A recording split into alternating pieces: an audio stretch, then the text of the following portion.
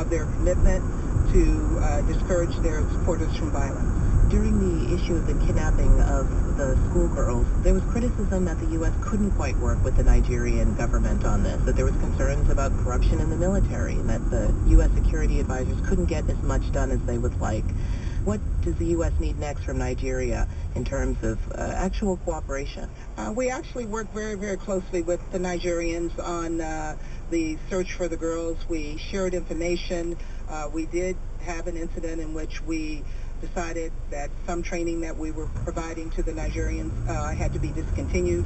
But our commitment is that we will continue to work with Nigeria. We will figure out where there are areas of disagreement and work out those disagreements, because terrorism anywhere affects all of us, and we have to work together to address what is happening here in Nigeria, as well as Chad, Cameroon, and Niger.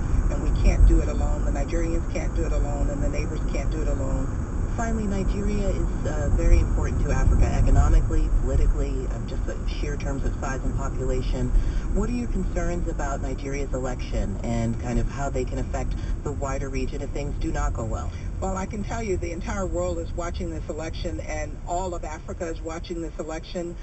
We have observers who have come from around the continent, and they're former heads of state and former government officials from across the continent, because Nigeria, as the most populous country on this continent and the largest democracy on this continent, has to succeed.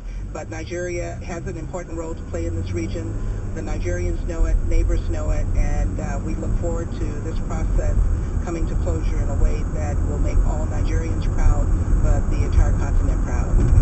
Linda Thomas Greenfield, she's the Assistant Secretary for the Bureau of African Affairs at the State Department. Thank you for your time. Thank you.